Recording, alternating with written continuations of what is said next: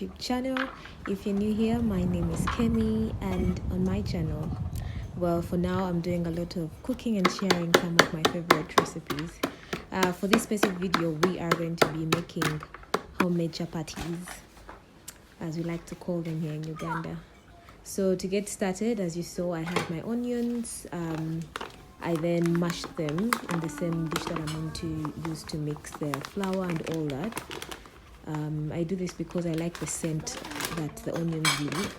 Then I added in my kilogram of all-purpose flour, and now I'm just going to add in some carrots. I grated one carrot, one big carrot. Yeah, I love the colors that the carrots add to the chapatis. That's why I mainly use carrots in my chapatis. After that, the next thing is I add butter. I added 3 tablespoons of room temperature butter, just to make sure that it is soft and it will easily dissolve. Then I also added in 2 eggs. Yeah. For some people, you'd not have to add all these things, but I just like adding butter and eggs to my chapatis. And then the step that I may not have included is that I put in half a tablespoon of salt in the water. It's warm water. And I mixed that, and that's what I added into this mixture here. At this point, you add in a little water as you keep mixing and making sure that everything is well spread out.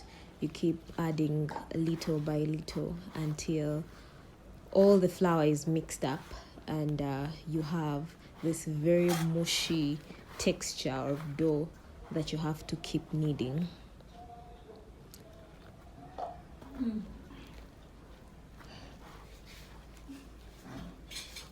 As you're kneading at this process, you also need to make sure that you're spreading out the ingredients, the carrots and butter and all that. Then here I added in some little oil in my dough. Yeah, I do that because when I'm frying them, I do not want to use a lot of oil. So when you add the dough in between, at least from my experience, is that the chapati will get ready easily, especially in the middle. Yeah, so at this point you keep kneading. It will be sticky at the beginning, but the more you knead, you realize that it starts to get firm. Yeah, just make sure it's not hard and just keep kneading slowly by slowly. As if it's sticky, you can also add some flour. You keep picking some flour and adding to your mixture as you knead slowly. Now this is how it looks like after it's done, and now we're going to give it a rest for 30 minutes. Yep.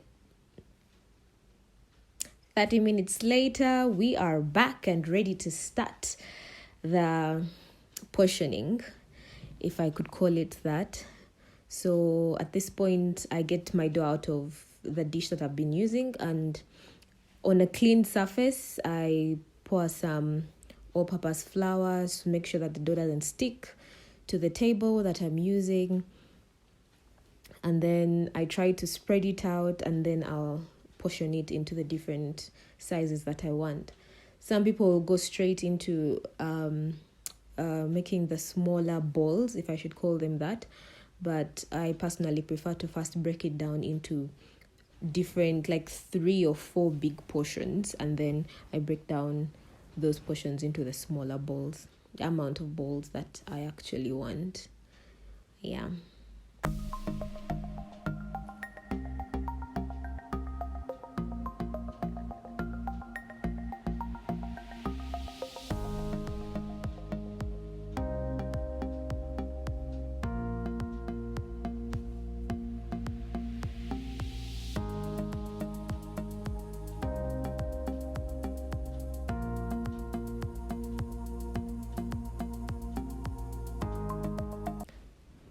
So I was making these for my family. We are about 8 people in the house, so just trying to make sure that my portions are good enough and that everyone is able to get at least 2 chapatis at the end of the whole process.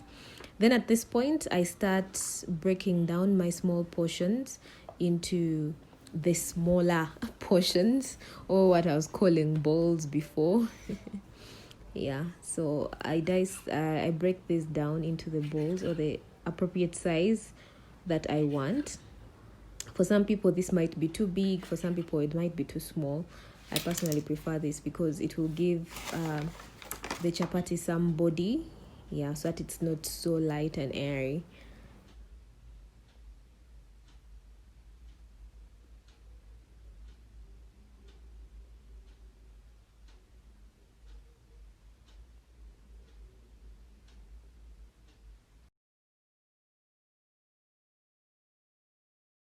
All right, so there we go. Our dough is ready, and now we're going to start kneading. Look at that tiny one.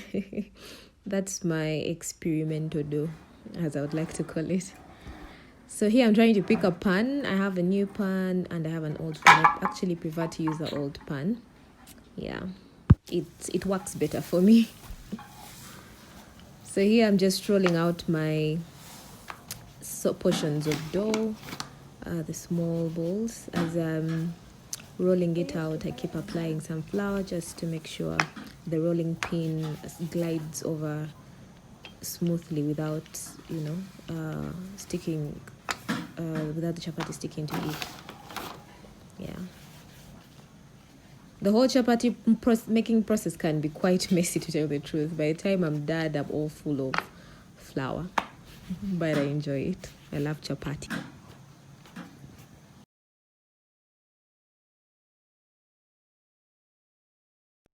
Okay, so what I do is I roll as I start the frying process.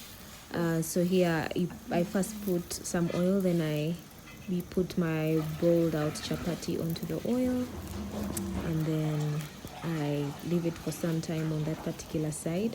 I just add some little oil on this other side as well, so that when I flip, this side has enough.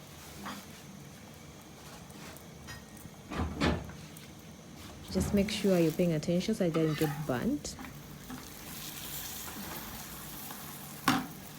Now, with the way that I did my onions at the beginning, as you're frying your chapatis, the aroma from the onions is just springing out and things like that, and it's just enticing, to tell you the truth. So that's why I like doing my onions as I did at the beginning.